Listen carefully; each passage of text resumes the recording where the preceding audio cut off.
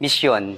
Sa aklat ng mga gawa ng mga apostol, sinamahan ni Juan na tinatawag ding Marco, Gawa chapter 12 verse 12, sina Bernabe at Pablo sa kanilang relief mission, Gawa chapter 12 verse 25, at sinamahan din niya sina Bernabe at Pablo sa unang evangelistic mission ng simbahan, Gawa chapter 13 verse 5. Ngunit himiwalay na si Juan sa kanila at nagbalik sa Jerusalem, Gawa chapter 13 verse 13.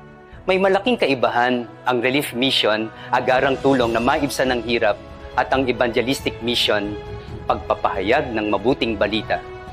Nakita natin kung paanong madali tayong maantig ng mga kahabag-habag na sitwasyon ng mga nasa trahedya.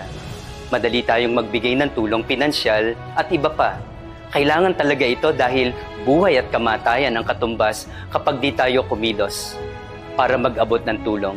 Ngunit ayon sa Catechism of the Catholic Church number 905, ang misyong pagpapahayag ng mabuting balita ay may mas matimbang na kahalagahan sapagkat ito'y nangangahulugan ng pagpapahayag ng pagsisisi at pagbabagong loob sa pagpili sa pagitan ng walang hanggang buhay at kamatayan. Oo nga naman, di ba't hanggat di tayo na-evangelize o naiayon ng ating kalooban sa Ebanghelyo, hindi natin maisa sa buhay ang tunay na diwa ng pagbibigay. Kaya maraming relief mission natin ay kung ano ang patapon na at sa mga politikong oportunista magbigay para sa dagdag na katanyagan. Pero kung laging nauuna ang evangelistic mission, tiyak na malaya ang ating sarili sa kasakiman.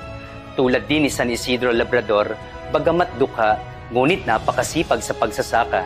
Dahil ang lakas niya ay ang panalangin at ang banal na misa, kaya't marunong siyang laging magbahagi.